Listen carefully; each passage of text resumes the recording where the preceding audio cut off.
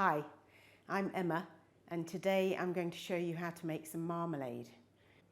I'm in southern England, and on a cold January day, there's nothing better than filling the kitchen with that steamy, sweet aroma of Seville oranges cooking. I've got listed all the ingredients and equipment that you'll need in the description below the screen. The best thing about making your own marmalade is knowing what goes into it, and that's pure fruit and sugar. These oranges are in season for such a short time that it's tempting to make a large batch, but it won't boil rapidly enough. So it's better to stick to small batches. And when I worked as a chef, I picked up a few tips along the way. So I'll show you how. First, you need to fill a preserving pan with 2.5 litres of water. If you don't have one, you can use a large, heavy-based saucepan. I'm using 1.5 kilos of Seville oranges and 1 lemon. And because we're using the peel, I like to push the stem out with a vegetable brush and give it a little scrub. But it'll all be purified in the cooking process anyway. The next job is to squeeze the juice out of the oranges, and I put a piece of muslin over a bowl so that we can catch the pips and pith in there. And to squeeze it, you can either use a traditional citrus squeezer, or I've got a reamer here, and you just squeeze it over the muslin so that you catch all the juice and pith in there. And that's where the pectin is that aids in the setting of the jam.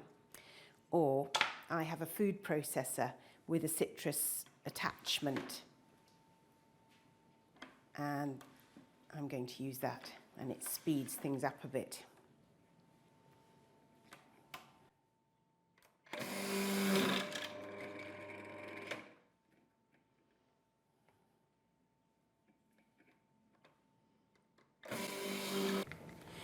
And then you can just put the peel in a bowl, ready to cut into the slices you want to make the shreds. If you don't get it all out, it won't matter. You'll get it when you cook it all. It'll melt into the marmalade. We use lemon in jam making to add to the pectin levels. So the less pectin in the fruit, the more lemon you need. And obviously there are plenty of pips and pith in Seville oranges, so we're just using 1 lemon for this recipe. Okay, so the next job is to add all the pips and pith to the muslin bag. And make sure we get that good set. So don't leave any behind, because this is the important stuff. Scrape it all in.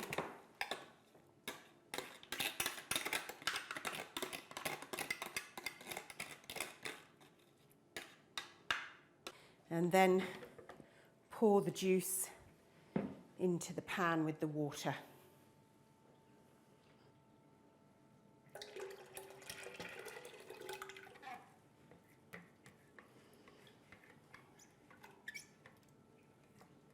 So the next job is to cut the shreds, and you take a half of the orange and cut it in half, so you have a quarter, and then cut them across from the end into fairly thin slices so that you end up with pieces of shred that will go into your marmalade. And you put these into the pan.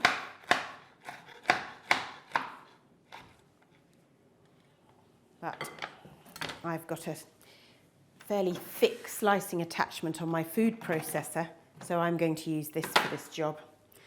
And I wedge them together so that they stay upright in the tube.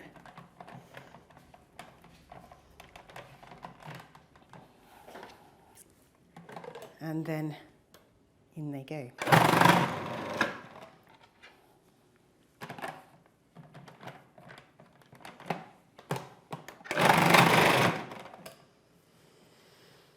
So we're going to add the peel to the liquid in the pan.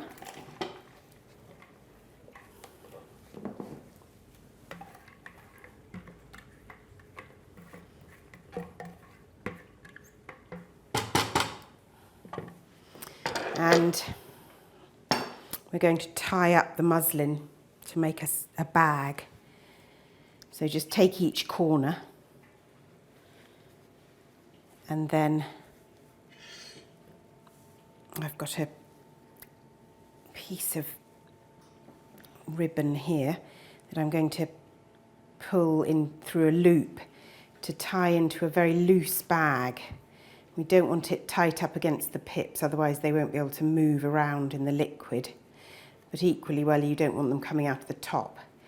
Pull it tight and then put it into the liquid and suspend it by tying it onto the pan handle.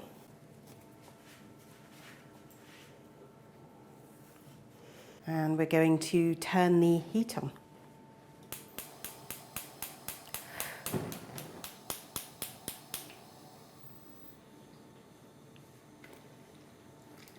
So now we're going to bring the liquid up to the boil and cook the peel till it's nice and soft, which will take about 2 hours. And it's important, don't put a lid on. You just let it boil and simmer for 2 hours. So we'll come back and make sure that's cooked then. So now I'm going to weigh the sugar, and I'm using 2 kilos of sugar for this recipe. And there's no need to use special jam sugar. You can use whatever you've got in the cupboard, which I will be doing, but I happen to have some jam sugar. And I'm putting it into a metal bowl because I'm going to put it into the lowest oven setting you can have to warm it through. And that'll just help it dissolve when you get to the point where you add it to the marmalade later, the liquid. So I've got quite small bowls here, so I'm just going to do 1 kilo in each. And I'm using some golden caster sugar here to top up the rest of what I didn't have in jam sugar. And we've had quite patchy supplies over the last year in lockdown with baking goods and sugar. So really just use whatever you've got. I've got a warming drawer, so I'm going to put it on even that quite a low setting and just put the bowls in there. So at this point, we're going to think about testing the marmalade for a good set. And if you've got a jam thermometer and you want to use it, usually it's marked on there, but you need the jam to get up to a temperature of 105 degrees centigrade in order for it to set properly. But if you don't have one, it doesn't matter. And there's this really good tip where you just put some small saucers or a few plates in the freezer, and we drop the jam onto it when we think it's set, and if it wrinkles, it'll show that it's set. So there's no need for special equipment. So now would be a good time to wash and dry your jars in hot soapy water, ready for when we sterilise them. To sterilise the jars, put them on a baking tray in the oven at 140 degrees centigrade for 10 minutes. So here we are, just under 2 hours later, and for about the last half hour I've been stirring it to just make sure it doesn't catch, because a lot of the water has evaporated and you don't want it to stick on the bottom. And we're about to test to see whether the peel is cooked. But the last thing we want to do is for it to get stuck with all those lovely sugars in there. Right, so the first thing we do is take a piece of peel out and just want it to cool down a little bit. And you can either squish it with the back of the fork to make sure it's nice and soft, or, hang on a minute, just going to cool it off. Just squeeze it between your forefinger and thumb. So, oh God, it is really hot. To make sure it's lovely and soft, and that breaks in half. So it's cooked and we're ready to go on to the next stage. And just squeeze that a bit as it comes out.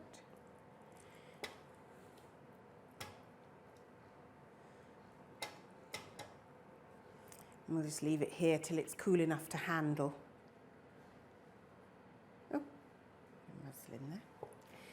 And now we're going to add the sugar, which we warmed in the warming drawer earlier.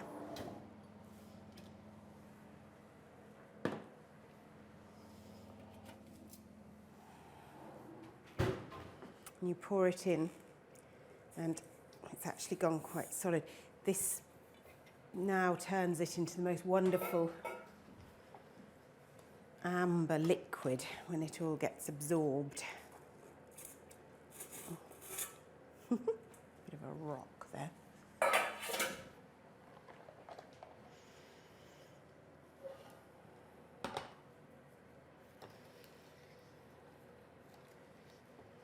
And it's important to get the peel nice and tender before you put the sugar in, because with a tough skinned fruit like orange, the addition of sugar causes the skin to become hardened, or it has a hardening effect on it, so you want it to be really good and tender before you add the sugar.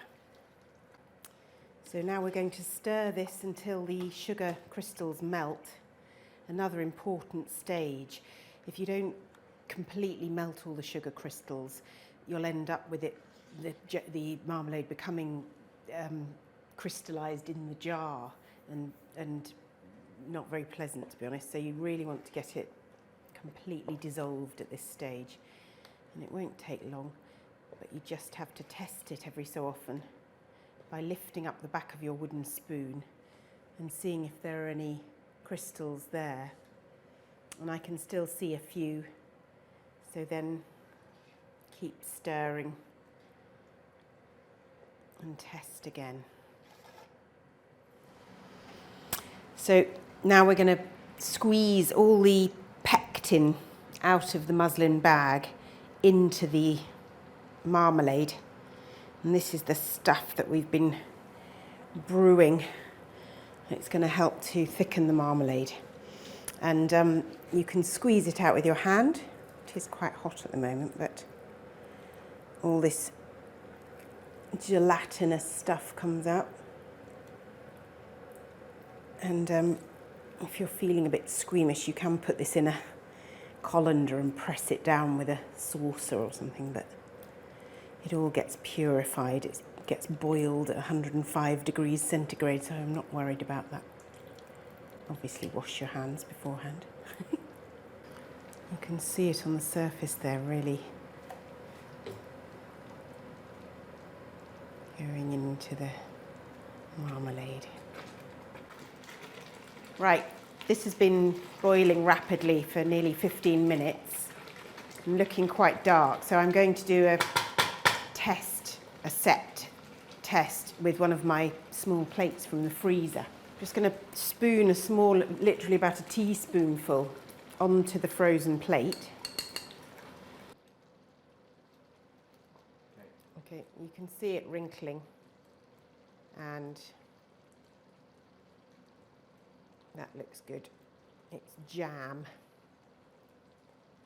So it's ready, and we're going to switch off the heat straight away at that point. There is a small amount of scum on the surface, and if that bothers you, you can just put a tiny bit of butter, literally about half a teaspoonful, and it sort of magically disperses it. I'll just stir it round and you'll see the scum disappear. We need to leave it to settle for about a quarter of an hour before we put it in the jars. So now we're going to put the jars in a moderate oven at about 140 degrees from cold just to sterilise them, which obviously is a really important part of this.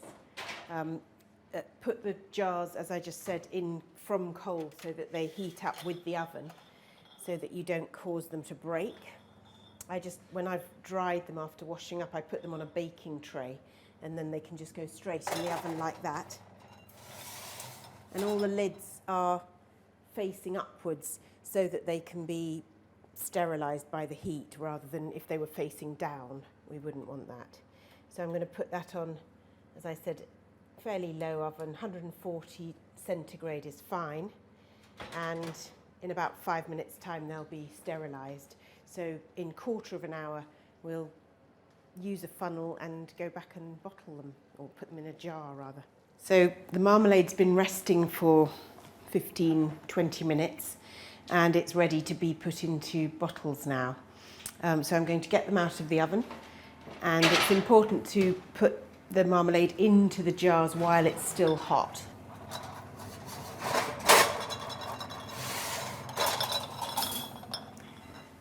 So that you don't have any bacteria growing, and it causes a vacuum as it cools down.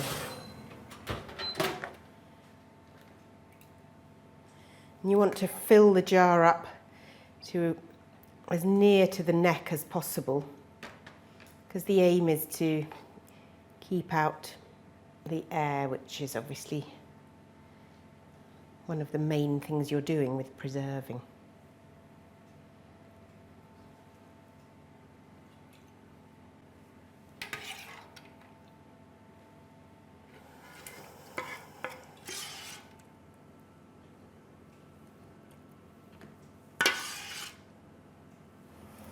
The most important bit now is that we have to put the lid on immediately while it's still hot. And as I said, that causes a vacuum and helps the preservation.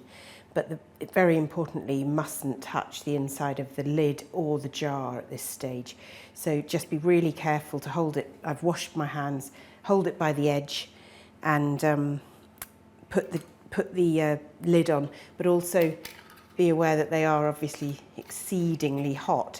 So put them on loosely, and in a moment I'm going to use my oven gloves to pick them up and screw them tight. The other way of sealing jars is to put a wax disc in there which seals it, and then put cellophane over it with an elastic band to hold it on. But I must admit, I prefer these jars with lids, and I sometimes get a few spare lids from an online supplier, so that I can save jars and just have some spare lids standing by. So I'm just going to screw these lids on as hard as I can and leave them to cool. And when they're absolutely cold, then I can put their labels on. And there we have got Spain preserved in a jar. Delicious. I hope you've enjoyed seeing how I make Seville orange marmalade, and if you've enjoyed it, please like and follow me and share it with your friends. See you again when I make something else.